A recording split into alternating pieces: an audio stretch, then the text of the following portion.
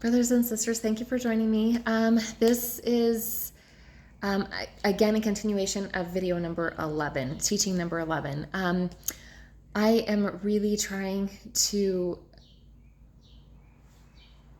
put the information out there as clear as I possibly can, and there is a lot.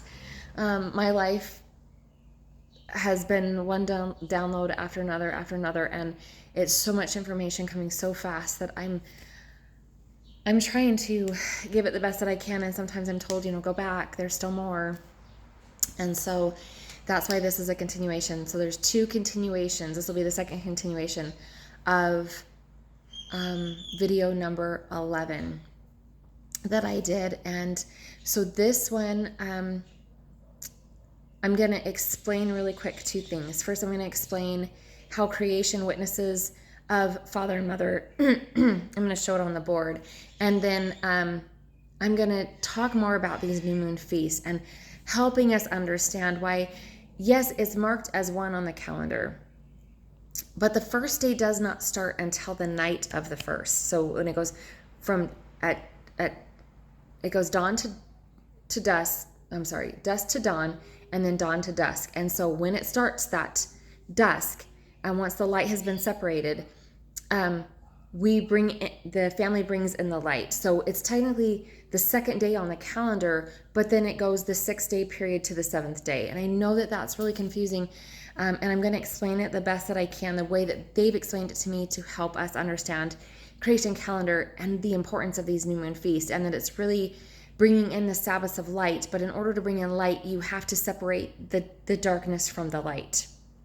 Okay, so I'm going to go to this whiteboard really quick, and I'm going to show you this creation balance, because it was something that I didn't show in the video.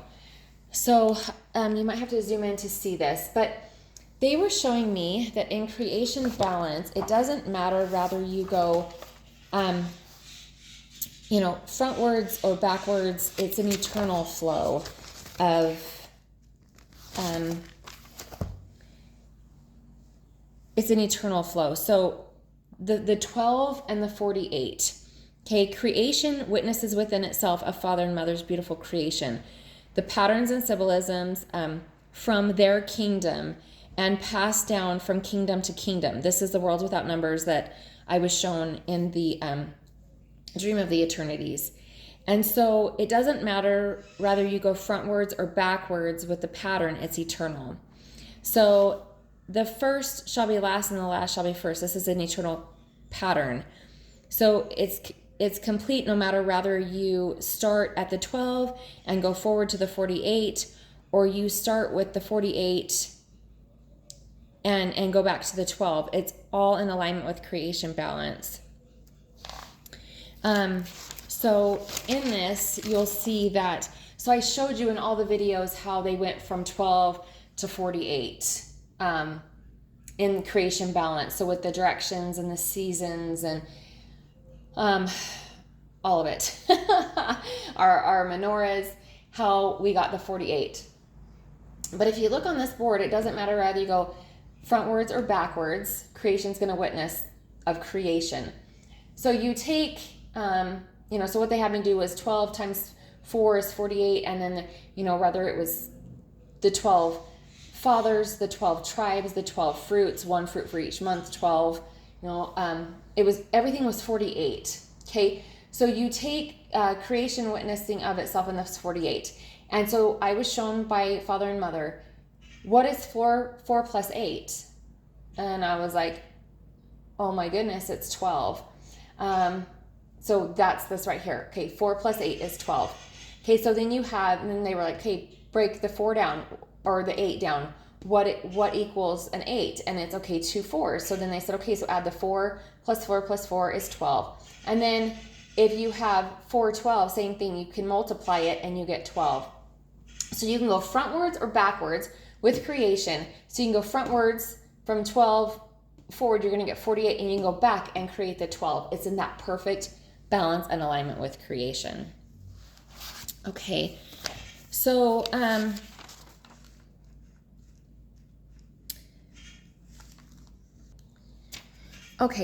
so really quick, I'm going to read this, and then we are going to talk about these new moon feast.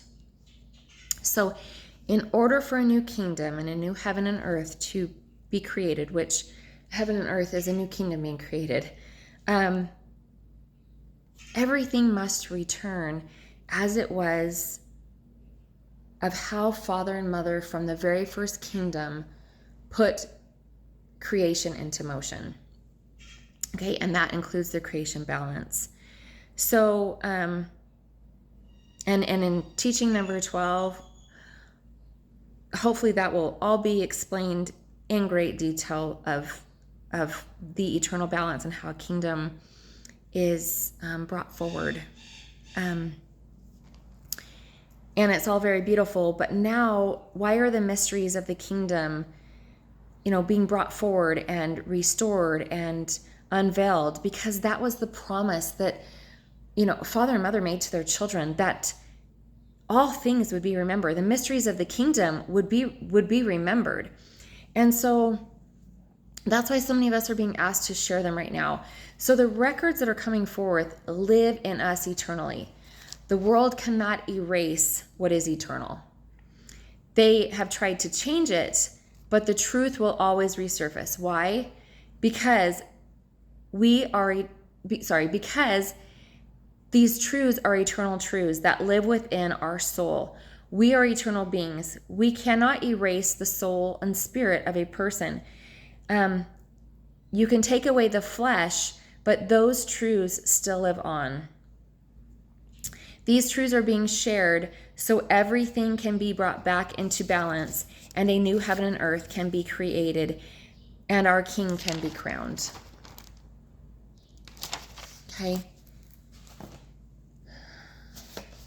So I'm going to talk about these new moon feasts and help us understand it from the biblical perspective. Okay, so again, you're going to have to, zoom into that so that you can see it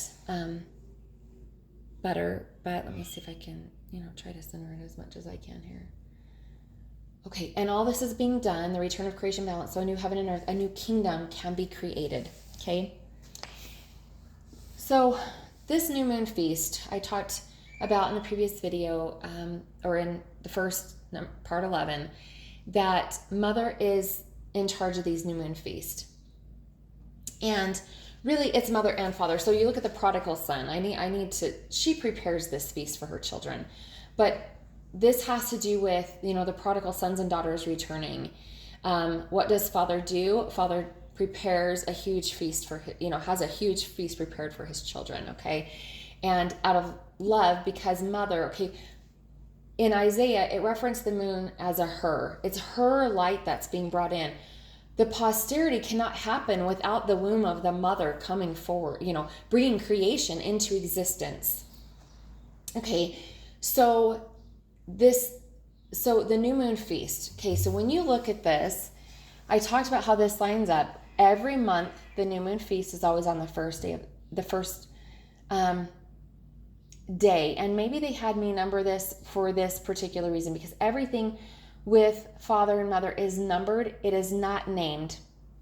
These names up here just represent the 12 sons, and there's 12 months, 12 fruits. That's what all this means, okay? But everything is numbered. The days within a 7-day period, they're numbered. They are not named. Okay, so if a new heaven and earth are being created, then what is happening on this new moon feast? Okay, so it says in the very first of Genesis, it says, in the beginning, God created the heaven and the earth. Okay, this represents a new kingdom being born. Okay, so if we see that a new kingdom is being born, the same pattern is going to take place. Okay, and the earth was without form and void, and darkness was upon the deep. Okay, so they're seeing, okay, there's space down here for a new heaven and earth to be created, for the line of succession to move from father to son. Okay, and there was darkness.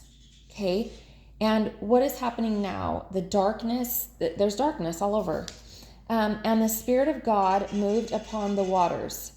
Okay, and we've talked about this as the mirroring and the reflecting process. Then God said, and rebirthing, the water, the water represents the womb. It is the rebirth now for a new heaven and earth to be created. Then God said, let there be light, and there was light. Okay, so let there be light. Okay, so he's going to move upon us, right? And the earth is going to cleanse herself. In the cleansing process, what comes forward? That is the purpose of our menorah. So in this menorah, what comes forward from this is our light, which is why we are candlesticks. So then our light abundantly now can shine because we went through our cleansing process. And the womb has been cleansed of that, and we've come back into alignment with the male and female energy from father and mother. So understanding the importance of what the light is. The light, we are the light that is set on a hill that cannot be hid. We are the candlesticks, and our menorahs have been lit. Okay, so now we're going to go back to the calendar. Okay, so what is happening here? The new moon feasts are done because the light is being brought in, okay? The light is the kingdom, the family that's creating the new heaven and earth for the next line of succession, the next king to take his place, and a new kingdom to be born, okay? And so on this new moon feast, what is happening is the family is the light that has been divided from the darkness, okay? And this feast that is prepared when there is no light from the moon. The reason why there is no light is because that is the light being divided from the darkness. And when this happens, what is the kingdom's role? The kingdom's role is to usher in the first sliver of light of the moon. Okay, so then what does it say in Genesis? It says, and let there be light, and there was light, and God saw that the light was good.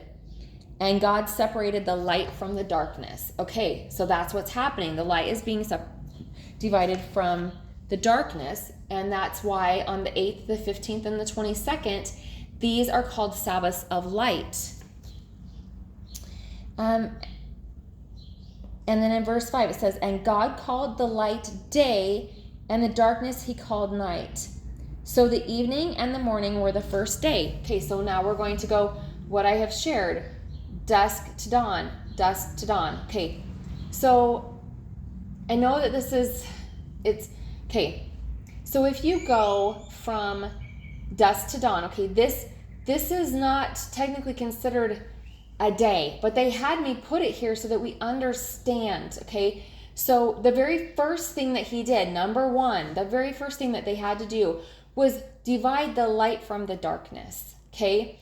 And so the family during this new moon feast, their role, why there is no light, is because they're ushering in the light of the kingdom. And then why is the moon again in Isaiah? It's referenced as a her. It's a her. It's mother's light is the moon. Okay. So then, and these are all done on the moon phases of the Sabbath. So, but the moon, how does the moon get her light? It reflects off the sun. So, and we understand what the light of the sun represents Father. Okay, so it's they're mirroring each other. It's just all a mirroring process. Okay, so then you go from the dusk to dawn. Okay, and you have the day where you're in this feast, you're in this council. You have returned home to your true eternal truths that live within you. You're, like I just shared, those eternal truths are eternal. They can't be taken away even when the flesh dies. They live with you eternally. Okay. So then what happens here? So then we go in to, okay, this has been done. And then, okay, so then 1, 2, 3, 4, 5, 6, 7. Okay. On the 7th day, you rest. That's the first Sabbath of light. But on here, it's the 8th. And we talked about the symbolism of this 8. This 8 is the symbol of, sorry, I didn't do that in balance. Let me try that again. this is the balance of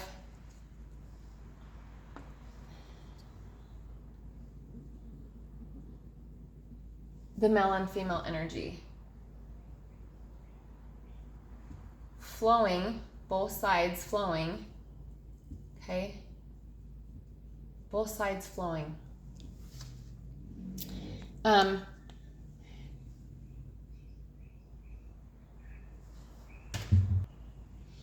So this represents the 8 and makes absolute complete sense to me of how they've explained it to me of why the first Sabbath of light falls on the 8th, because the 8 is the flow of male and female energy that abundantly flows unrestricted of male and female energy. So in order for us to be back in full alignment, it is both male and female energy. It is not that broken patriarchal dominance where they removed the woman and put that male energy was just mirroring each other, and what it did here then was silence the woman. So let me talk about that too really fast. So when you do that, when you silence the woman, and it puts it out of balance. So this balance of 8, I'm trying to explain this balance of 8 and why it's so important. Because when you take this out of balance, they were showing me that, when you have male energy and male energy, or you have female and you have female. So if you have an out of balance, you have a male that is in, they're supposed to be in the spiritual side, but then they're stuck in the mental side. They're mirroring male and male energy, which is why, men get caught in being so logical and everything, because they're stuck in that mental capacity instead of it being physical and spiritual. And same with the woman. When you put physical and emotional, what happens? Okay, so men have shut off their emotional side. We totally understand that aspect. And then they say that women are super emotional. Well, if you put physical and emotional and there's no male energy mirroring them there, and you put male energy here and there's no female energy flowing there, then you have men that are stuck in spiritual and mental. And so mental, everything has to be logical. You have women that are stuck in the physical and the emotional, and they become extremely out of balance in the emotional, and men become extremely imbalanced in the mental aspect of it, which is why they have to have everything logical. Okay, so sorry, that is a side note. So these Sabbaths of light become Sabbaths of light. Why? Because for a new kingdom to be born, the light had to be divided from the darkness. So it is the kingdom's role to usher in that light. And so they go through their Sabbaths. It's all spiritually led, and what they need to work on and achieve for the kingdom and bring before father and mother to be sanctified within them. It's recorded in the books of life, and that is the purpose truly of the Sabbath, and why it's done on the days that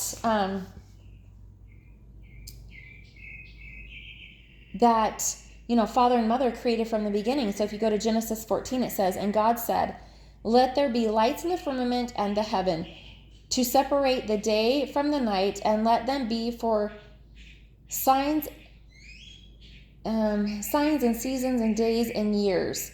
Okay, so if the lights are in the heavens, moon and sun and stars, like they did all that for days and for months and seasons and for years.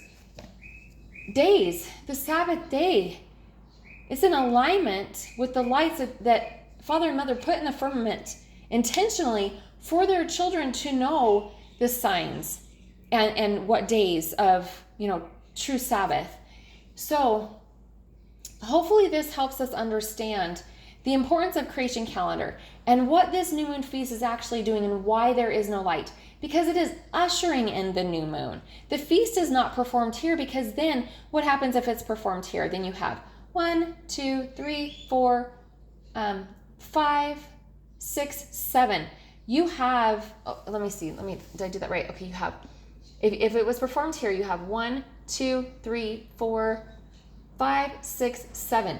It does not put the days in alignment. It puts it off and creates it on the ninth. And what is 8? 8 represents renewal, resurrection, rebirth. I mean, the 8, there is a powerful reason why it on the calendar falls on the 8th, but it's the 7th day. Okay? So hopefully that helps, because this is where the alignment comes in. So dusk to dawn. So every, like they said, evening, let me see. So it says that he called, in verse 5, and God called the light day, and the darkness he called night. So the evening and the morning were the first day. Okay, so evening to dawn, okay?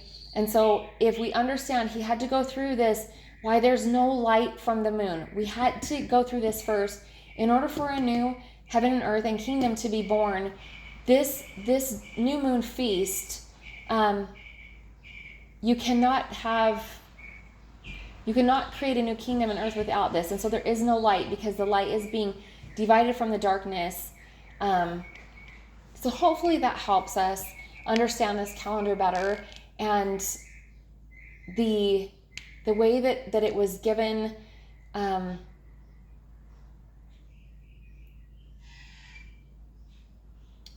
from Father. So let's see. Okay, so I'm trying to see if there's anything else that they want me to share in this one before I move on to 12, because 12 is packed. Okay. All right, so